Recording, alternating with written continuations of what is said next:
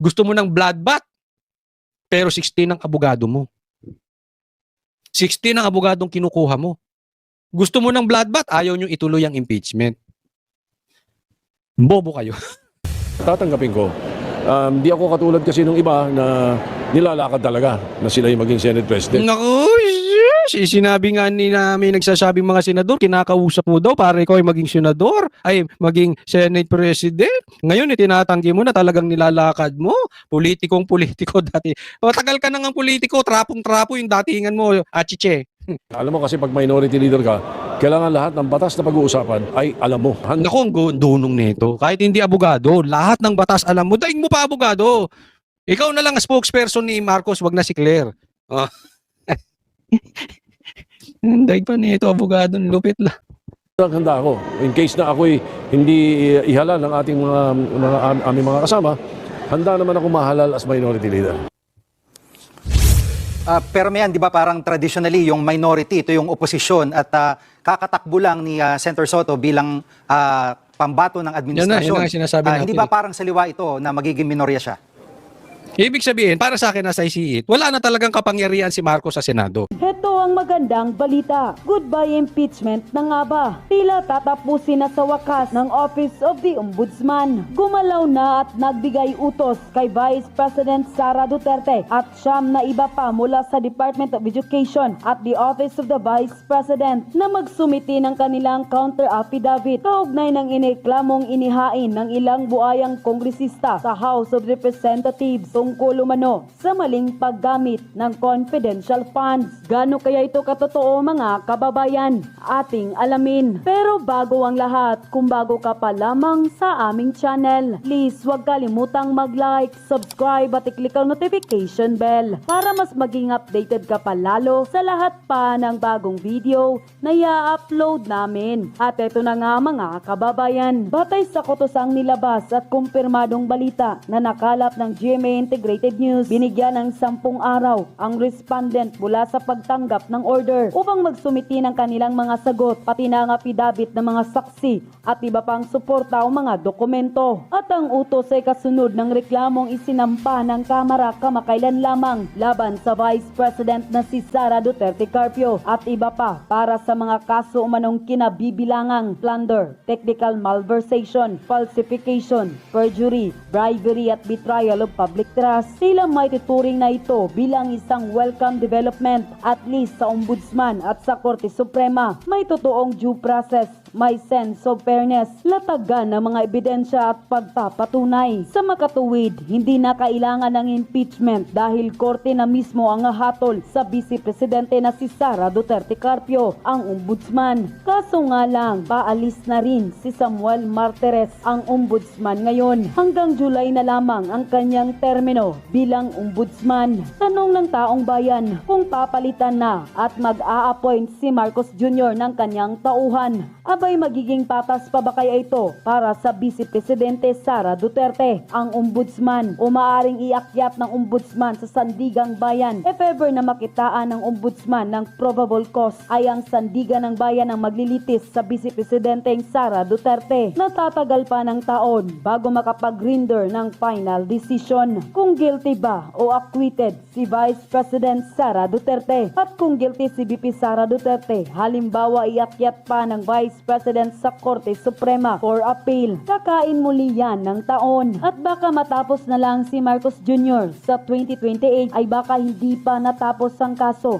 ni Vice President Sara Duterte. At least mauunahan ng legal opinion ng Office of the Ombudsman ang patungkol sa confidential funds na yan at malalaman ng maraming Pilipino ang totoong lagay ng confidential funds kasabay na kung paano ito nililiquidate, kung sino-sino ang may confidential funds at magkano. Ngayong pinasasagot na ng Ombudsman at kailangan ng sumagot ng Vice President, bakit pa ba magkakaroon ng impeachment?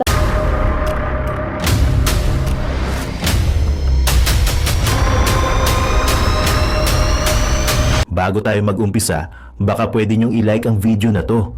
Malaking bagay ang like sa aming mga content creators. Maraming salamat po.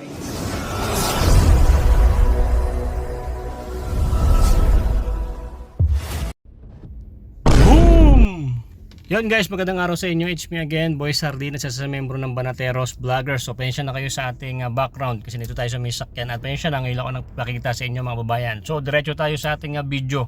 So mga babayan, kung hindi mo natapos yung full video, kwento ko sa iyo kahit paano baka magustuhan mo na panoorin yung full video natin. So ito na nga, ombudsman. Nako, si Sir Samuel, no? Mukhang mapapalitan na. Paano kung mapapalitan niyang sang ombudsman? Baka maging kaalyado yan ng administrasyon ni BBM. Naku po, paktay na.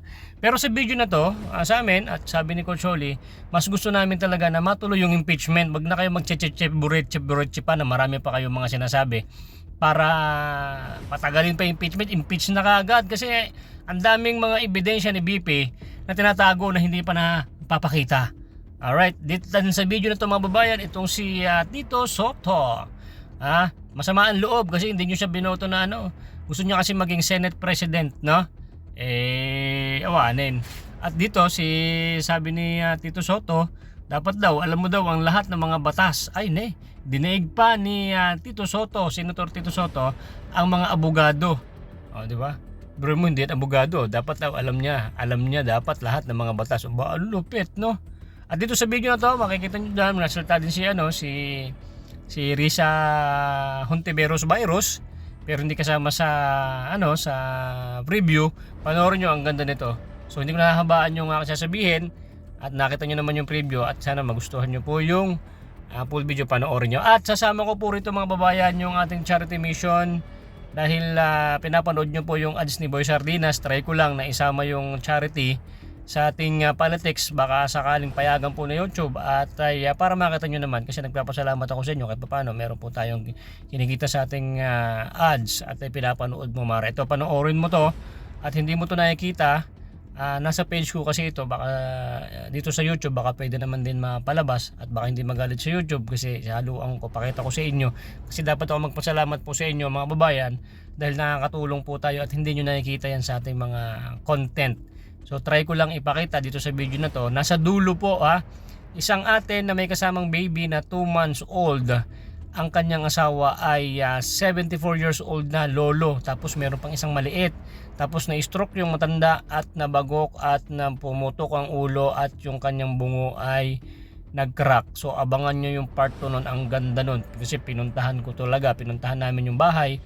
At doon yung makikita talagang iiyak talaga ang inyong puso pag napanood nyo po yung part 2 nun. Ito part 1 pa lang ito mapapanood nyo. Sana abot po kayo dun sa dulo ng video kasi ipapakita ko dun yung mga charity natin at try ko lang baka pwedeng isama sa ating politics video yung mga charity natin para napapanood nyo naman. Support nyo lang sana at sana hindi magalit si Kuya YouTube, no, si Lolo. Okay, so ito mga babayan, i-play ko na yung full video. Kung ano gusto nyo po itong vlog natin, paki-like naman, kahit like lang, kahit hindi nyo na-share, okay lang, kahit hindi mo na ako subscribe, okay lang.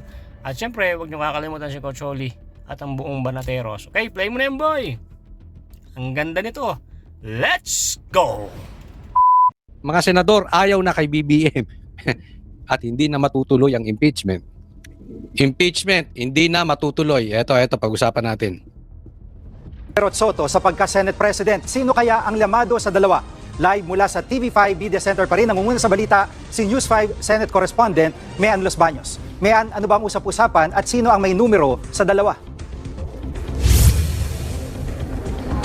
Jiggy, halos isang buwan pa bago magbukas o formal na magbukas ang 20th Congress. Sa ngayon, wala pang eksaktong numero. Ilan ba ang sumusuporta kay Senate President Chis Escudero? At Ang pinag-uusapan dito, sino ang magiging Senate President? Wala na ba tayong pagpipilian? Bago natin simula, napakilagay nyo dyan sa comment section sinong gusto nyo maging Senate President. Si Chis Escudero ba o si Tito Sotto? Yan dalawang nagtatalo. Baka naman gusto nyo si Risa, ilagay nyo rin din dyan. Kung sino man gusto nyo maging Senate President, ilagay nyo dyan. na posibleng mag-challenge sa kanya si Senator Tito Sotto. Pero nakausap natin si Senator Joel Villanueva at Senator Alan Peter Cayetano. Pareha silang sinasabi kung ngayon ang botohan para sa pagiging Senate President, panalo na si Senator Chis Escudero. Ibig sabihin, mananatili siyang leader ng Senado. Ayon sa dalawang senador na nakausap natin, more than 13 or more than majority of the senators daw ang sumusuporta sa ngayon kay Senate President Escudero. Nalaman daw yan ni Senator Joel Villanueva dahil sa kanyang pakikipag-usap sa mayorya ng mga senador sa nakaraang 3 linggo. Kala mo, linis-linis ni Risa dyan, no? Na? Alam mo, napaka-anghel, ano?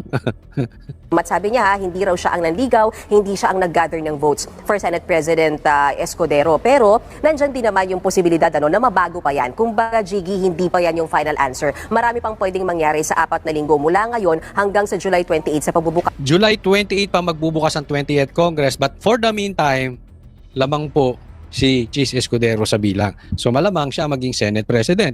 ng 20th Congress. Narito ang bahagi ng pahayag ni Senator Joel Villanueva. Pakinggan natin, Jiggy.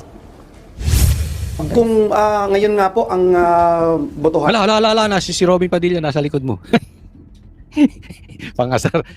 Matik na sila magpangamot ni Robin. Eh, no? si Senate President Chis Escudero will be retained as our Senate President. Maraming akong nakausap din na senador, and just like the majority of the members of the incoming 20th Congress, I am also in support of the current Senate President. Nakausap ko rin kanina si Senator Erwin Tulfo, Jiggy, at umamin siya, nakasama siya si Senator Erwin Tulfo at ang kanyang kapatid na si Senator Raffy Tulfo doon sa sinasabi ni Senator Joel Villanueva na more than 13 senators na sumusuporta ngayon kay Senate President Escudero para manatiling leader ng Senado. Narito ang bahagi ng pahayag ni Senator Erwin Tulfo. Usually, majority, may mga inuutos ang sa taas na tulungan ng administrasyon para wala ng kontra. So majority tayo, di ba? I mean, I'm with Alianzas, that's it. Kasi Dito tayo medyo maguguluhan. Pag tiningnan ninyo, ang punto ni Erwin Tulfo, pag sila bumoto doon sa majority, parte sila ng majority. Sa ganun, na pag may utos sa itaas, si Bongbong, ibig sabihin niya, galing sa administrasyon, medyo swabe ang datingan. Kasi parte daw siya ng alyansa. Pero teka muna, di ba parte rin ng alyansa si Tito Soto? Ito sa makatwid, parang dalawang bata ni Marcos ang nagtatalo dito dahil alam mo naman natin si Chis Escudero, ginawang waiter ito ni Lisa, di ba? Ni Lisa Marcos. Ewan mo si Lisa Akala mo kagandahan, hindi ka naman kagandahan, hindi ka naman din mukhang sosyalista. Ha? Mukhang nakasampa ka. But anyway, ginawa niyang waiter to si Chis Escudero, no? So alam din naman natin ang koneksyon ng Malacanang dito kay Chis. At alam din naman natin na si Tito Soto ay tumakbo sa alyansa, no? So pag manalo si Chis, ibig bang sabihin nito, wala nang control si Marcos sa Senado? Dahil yes, may koneksyon si Chis sa Malacanang, pero saan ba pupunta ang boto ng Duterte Black? Yan po ang dapat tingnan natin. Saan ba pupunta ang mayorya? Sino ba talaga ang may hawak na ng Senado? Naniniwala ako, most probably, they will go dito kay Chis Escudero. No? Nakita kasi nila na si Chis Escudero ay naging patas. Hindi naman siya kumampi na, hindi naman siya naging anti-impeachment. Hindi rin siya naging pro-impeachment. Ito lang problema dito kay Tito Soto. Halatang halata, bago pa lang siya pumasok, nataatat na siya sa impeachment. Parang pa siya na gusto niya naman pumasok yung impeachment para achiche! Ganyan sila sa school bukol, no? Diyan sa Tito Bikinjo, achiche! Parang ganyan lang. Gusto lang magpasikat nito as I see it, gusto magpasikat nito si Tito Soto kasi malaking balita ito. Gusto to ng mainstream media matuloy, malaking balita, makakalamang sila sa black. Alam mo, this is not fake news, this is public knowledge. Kinakain na ng vloggers ang screen time compared sa mainstream media. Nakakalamang ang mainstream media, most probably, as I see it, and even yung ibang vloggers, nakikita nila na pag may hearing. Kasi doon sa hearing, nasa loob sila mismo. Nagigets nyo? Nahuhuli ng konti ang mga vloggers. Pero pagka walang hearing, ang pinapanood ng tao mga vloggers. So, itong mga atat na mga pasikat, gusto nila talagang gamitin ng impeachment. Di ba? So, itong si Achiche, si Tito Soto, parang gusto magpasikat, no? No, hindi pa natin alam kung saan ang boto ng Duterte Black. Pero sa tingin ko, malamang ang magiging boto nila kay Chis Escudero. Okay na sa akin si Chis Escudero. Huwag lang si Aimee. Maawa kayo sa bayan natin. Huwag si Aimee. Yung mga Aimee natics pambihira. Huwag naman kayo masyadong panatiko, mahahalata kayo masyado. Huwag naman si Aimee. we are in the majority. At mayan, kung mangyari nga na si Senator Escudero pa rin ang maging Senate President, bukas ba si Senator Soto sa ibang posisyon sa Senate leadership?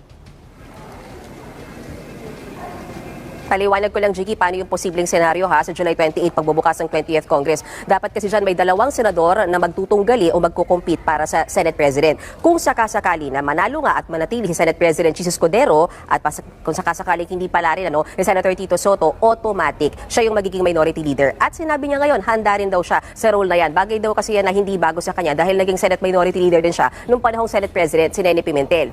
Ito mapansin ko si Tito Soto, laging pinagmamalaki na yung antagal niya na dyan sa Senate, naging Senate President din siya, kung ano-ano. Ang tagal mo dyan, anong nagawa mo? Pero hindi pa tapos ang laban, Jiki. Sabi ni Senator Tito Soto, kung siya pa rin daw ang mapupusuan ng mga kasamahan nila sa Senado na maging leader ng Senado o Senate President, bagay na handa pa rin daw niyang tanggapin yang trabaho at responsibilidad na yan. Narito yung bahagi ng pahayag ni Senator Tito Soto. Tatanggapin ko. Di ako katulad kasi nung iba na nilalakad talaga na sila yung maging Senate President. Naku, sinabi nga ni na may nagsasabing mga senador, kinakausap mo daw para ikaw ay maging senador, ay maging Senate President. Ngayon, tinatanggi mo na talagang nilalakad mo. Politiko dati. Matagal ka na ng politiko, trapong-trapo yung datingan mo, achiche. Alam mo kasi pag minority leader ka, kailangan lahat ng batas na pag-uusapan ay alam mo. Naku, ang dunong nito. Kahit hindi abogado, lahat ng batas alam mo. Daing mo pa abogado. Ikaw na lang ang spokesperson ni Marcos, wag na si Claire. Oh. Daig pa nito, abogado, lupit lang. Handa ako. In case na ako'y hindi ihalal ng ating aming mga kasama, handa naman ako mahalal as minority leader. Pero mayan, di ba parang traditionally yung minority, ito yung oposisyon at kakatakbo lang ni Senator Soto bilang pambato ng administrasyon. Yan na ang sinasabi natin. Hindi ba parang saliwa ito na magiging minorya siya? Ibig sabihin, para sa akin na sa isiit, wala na talagang kapangyarihan si Marcos sa Senado. Isipin mo yung tumakbong alyansa, siya pa magiging minorya. Wala na siya. Sitting duck siya dyan sa ano. Kung meron nga magsasampa ng impeachment kay Marcos at makalusot, just in case makalusot sa Congress, makachamba tayo doon sa Congress. Pag dating sa Senate, ako naniniwala, convicted si Marcos. Ang tanong lang kung may magsasampa ng impeachment kay Marcos. Kasi nga, yung Duterte Youth Party List na nagsampa ng impeachment kay Marcos, hindi pinaupo, 3 upuan sana yun. Diba? Malay natin. Kung nakaupo ang Duterte Youth Party List, baka napa-impeach. Mauna pang ma-impeach si Marcos kaysa kay Sara. But definitely, pag na-impeach si Marcos at pumasa yan, dumating yan sa Senado, pinis na, pinis. Ang paliwanag dyan, Jiggy, ni Senator Ito na naman, si Risa ka na naman. Ito yung napakalinis na si Risa. Tito Soto, bagamat tumakbo siya sa ilalim ng alyansa para sa Bagong Pilipinas, kung saan, tama ka, mismo si Pangulong Bongbong Marcos yung nangampanya para manalo sila. No? Sabi ni Senator Tito Soto, hindi ibig sabihin sunod-sunuran siya sa palasyo. Maging bahagi man Sabi mo yan eh. Hindi raw siya sunod. siya ng mayorya o ng minority bloc, siya daw ay mananatiling cooperative pero critical na member ng Senado, bagay na natutunan daw niya years back sa kanyang pagiging veteranong senador. Ako sa tingin ko ito Alam nyo naman doon sa matagal nang nanonood sa akin, alam nyo na ang stand ko, gusto kong matuloy ang impeachment. Dahil kahit po tayo ay pabor kay BP Sara at alam naman nating inosente siya, alam ko doon maglalabas ng mga ebidensya at ng baho ito si BP Sara laban sa mga Marcos. Isa yan sa dahilan kung bakit gusto ko matuloy ang impeachment. Kaya lang, sinasabi nung iba, itong mga bobo na ito, na dapat daw matuloy ang impeachment. Yung iba sinasabi ng mga bobo na gusto mo ng bloodbath, pero 16 ang abogado mo. 16 ang abogadong kinukuha mo. Gusto mo ng bloodbath, ayaw nyo ituloy ang impeachment. Bobo kayo. Bakit? Hindi ibig sabihin gusto niyang matuloy yung impeachment. Kahit ako, gusto ko matuloy yung impeachment, pero ayoko sa illegal. Paano kung unconstitutional nga yung impeachment? Bakit? Kasi naghain sila ng 4. Dapat isa lang kada taon. Yan nga yung patuloy na sinusolusyonan ng Senado. At yung mga the likes of Tito Soto nagmamadali. Yung mga artista na nakikisawsaw na wala namang alam. Hindi si Tito Soto yung iba na hindi naman politiko, na bakit daw 16 ang abogado. Diba? Hindi ibig sabihin, halimbawa, kami ay hindi natatakot. Pero hindi ibig sabihin hindi mo poprotektahan ang sarili mo. Bobo ka kung ganun. Handa kaming isugal ang aming buhay para sa bayan. Hindi ibig sabihin hindi ka kukuha ng bodyguard. Di ba? Hindi na sinasabi ng politiko bakit may bodyguard. Handa ka ibuwis ang buhay mo. Sabi si Tatay Digong. Pero hindi ibig sabihin magpapakataka ka. Hindi ka nakukuha ng abogado. Hindi ka nakukuha ng bodyguard. Yan po ang ibig sabihin. Ako, mas gusto ko matuloy ang impeachment. Pero hindi dapat ito matuloy sa illegal na paraan. Kasi kung mapapatunayan nga na naisampa na yung 4 na reklamo, hindi po pwede yun. Dapat isa lang kada taon. Di ba? Paano kung totoong nagkabayaran dyan? Yan ang sinasabi, nagkabayaran dyan. 150 million kada congressman, kada pirma. Iimbestigahan mo ang impeachment na magkano lang ang halaga, 150 million confidential funds. Samantalang yung pirma, bawat congressman, 150 million. Sabi po nila, tiyan ko yan, hindi ako. Saan ang makatao ron? Hindi makatao yung ganong sitwasyon. Kaya kahit dapat akong naniniwalang ituloy ay impeachment, dapat imbestigahan muna itong mga ito. Nasa tamang paraan ba? Hindi ba illegal yung ginagawang impeachment? Pag napatunayan, halimbawa na nagsisinungaling si Chanco, hindi manta nyo. Di tuloy ang impeachment, walang problema. Pero ako naniniwala ako dito sa nangyayari ngayon. It's very possible, hindi po matutuloy ang impeachment. Yung numero po kasi, pag sinabi nung 12 o majority, siguro 13 na senador, mali itong ginagawang impeachment, i-dismiss yan. Madaling makakuha ng 13 na numero. Dahil nga sa nangyayari ngayon, wala silang hindi makakuha ng suporta yung tumakbo na senador under alyansa. Senador Jiggy. Isa rin sa nagpahayag noon na bukas maging minority leader si Senator Ontiveros. Paano yan kung si Senator Soto naman ang piliin ng mga kasama nilang senador? Tama ka, Jiggy. Kumbaga nauna, si Senator Risa Ontiveros na nagsabi na ready siya maging minority leader. Kaya lang ngayon, nung tinanong namin siya, sabi niya kung titignan yung numero, mukhang malabo silang maging minority block. So kung Pahiya ka, Risa. No, tinanong, gusto niya maging minority leader. Wala siyang suporta. Kawawa naman to si Risa. Parang si Tambalos-los, wala suporta. Sila lang ang nagmamahalan siya. Siguro si Kiko, si Trillanes, si Bang, yung mga inodorong dilaw. Mag-ambisyong ka pa maging presidente. Kahit dilaw ayaw sa'yo, si Lenny gusto nila. Ang dami mong ang daming bagahe mo, Risa. sakali daw, ready silang maging independent block, bagay na fina-finalize pa nila nung kanyang mga kasamahan, sila Senators Bam Aquino at Senator Kiko Pangilinan. Ang sweet, kayo na lang. Love triangle, Risa, Kiko, and Bam. Uy, walang bahid. Pero ang sigurado daw siya ngayon, hindi raw sasali si Senator Risa Ontiveros sa majority block ng Senado. Narito ang bahagi ng pahayag ni Senator Risa Ontiveros. I will not join the majority again. I haven't been part of the majority. Di ka kasi tanggap doon. Ayaw nila sa'yo. Ayaw ng majority sa'yo. Salingkit ka, Risa. In almost 9 years. And tingin ko, consistent sa pagiging miyembro ko ng minority. Either manatili sa minority or magbuo ng isang independent block o magbuo ng mga testigo. Yun na lang gawin mo, Risa. Diyan ka magaling magbuo ng mga testigo. Mga politiko ayaw sa'yo. Independent.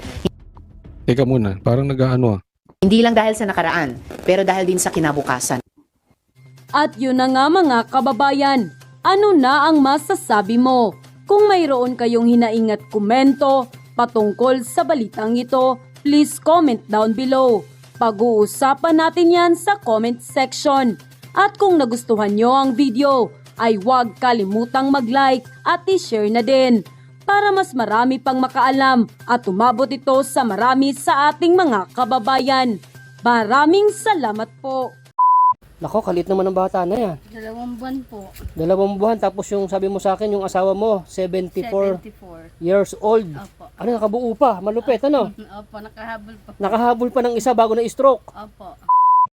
Yun guys, magandang araw, no? Ito na si Aero, si Boy Sardinas. Ito, meron naghihintay sa atin. Ito, oh, galing pa ako ng Manila. Hi, te. Ano pangalan mo? Priscilla po. Te, nag-vlog ako, ha? Opo. Para makita kayo, baka may tutulong pa. Nako, kalit naman ang bata na yan. 2 buwan po.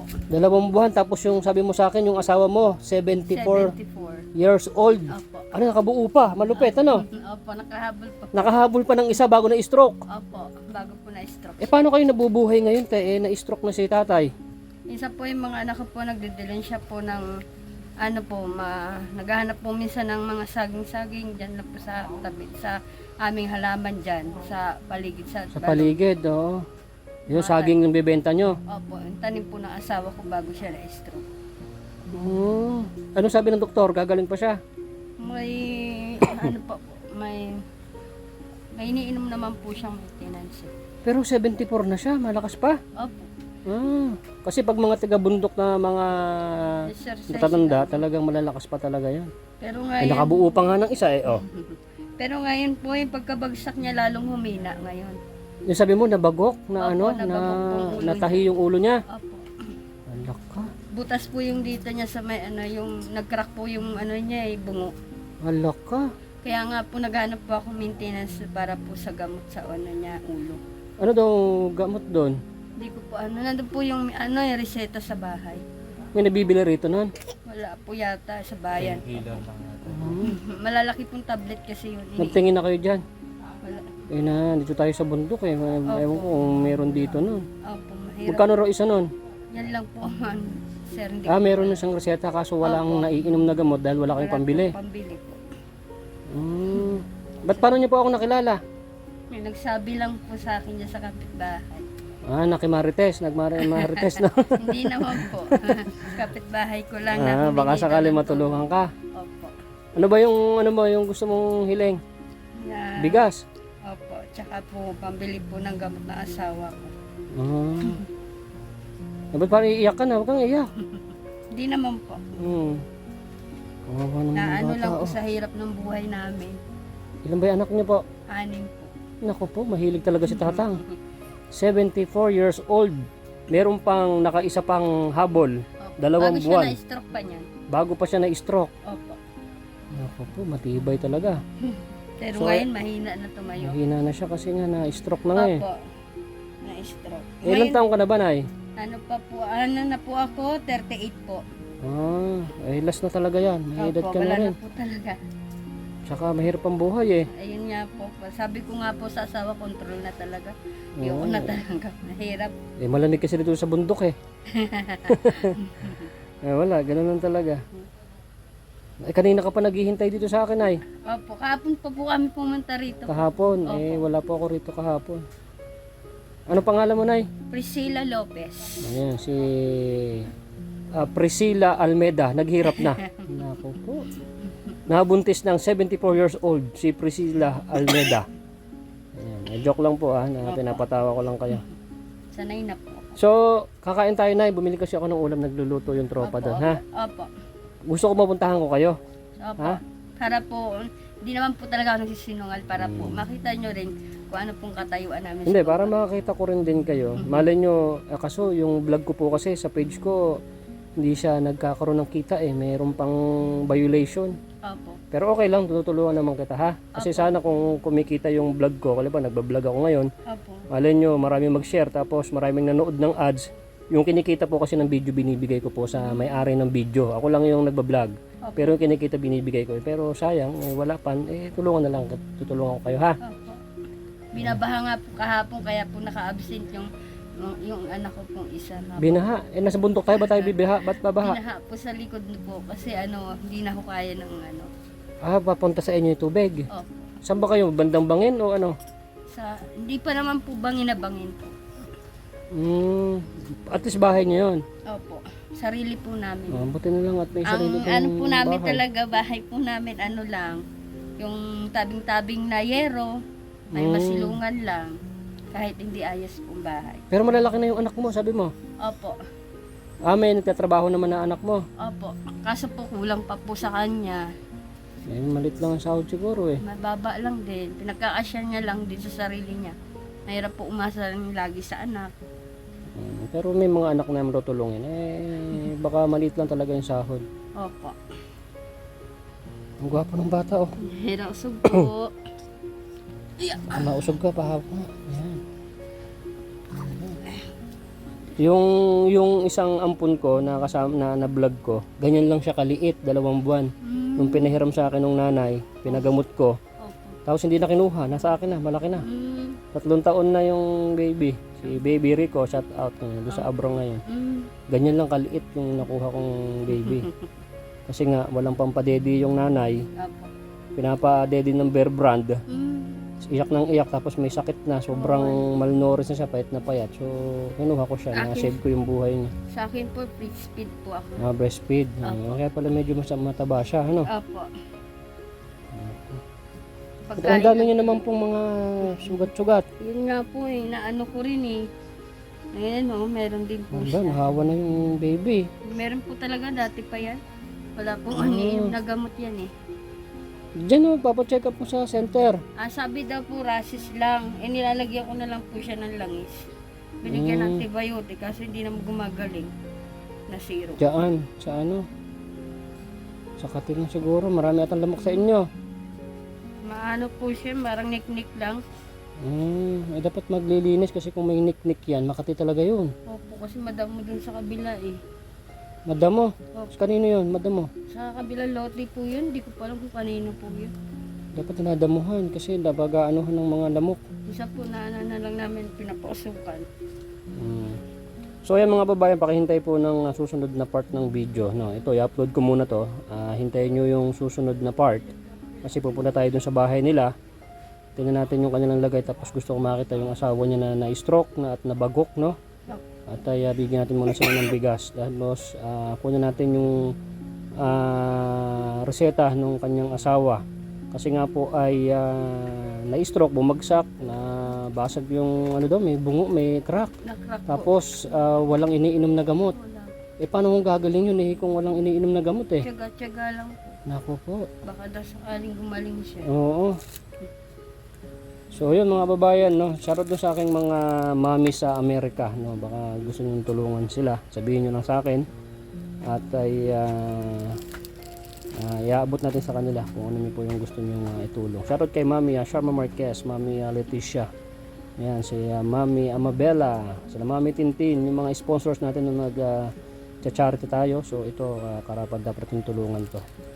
At tutulungan ko to, bibigyan ko to ng bigas dahil kukunin ko yung reseta ng kanyang asawa kasi yun ang importante. At mahirap yung natutulog ka na lang na pinapagaling mo yung sugat mo na wala kang iniinom na gamot, mahirapan po talagang gumaling yun, ha? So guys, antabayanan nyo yung yung part 2 nito at nakita natin yung kanilang kalagayan. So kakaawa naman itong bata. So ayun guys, hintayin nyo yung part 2.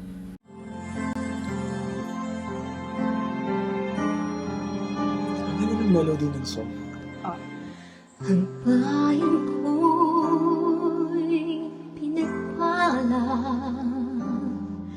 pagkat sa amin pinigay ang isang biyaya na mag-aahon sa hirap at dilim ng kahapon at sa bawat Pilipino'y magtatanggol sa bayan ko dati laganap pang-api at tusa sa aming mga mahihirap. Ngunit ikaw ay dumating, sagot sa aming mga dalangin. Muli kaming babangon, mabuhay ka Tatay Digong.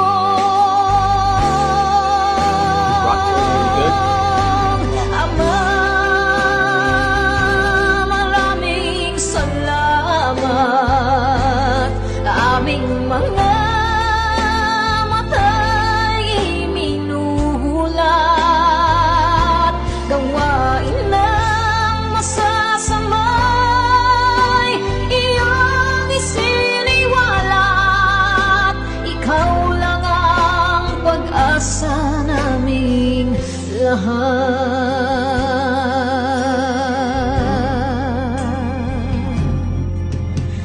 Bayan ko, Pinamatay niya ako, umiiyak ako. Pilipinas, muling makikilala at itataas. Katahimik ay maghahari sa ating puso'y mamamayani. Mga ngiti sa labi, di mapapawi.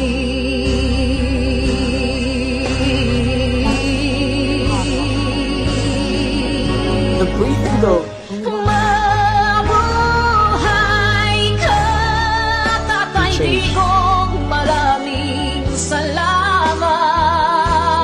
Ang malasakit sa Pilipino ay walang kasing tapat. Ika'y paglalaban ng iyong mga anak. Tunay kang biyaya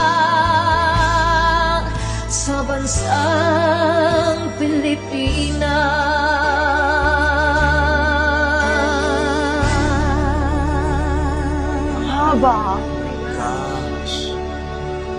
Irene Oy. Mabuti pa ang sardinas, may label.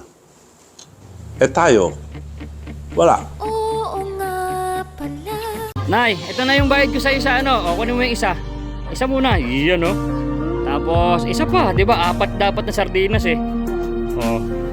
O, yan. 3 na. Pang-4 na sardinas. Okay na.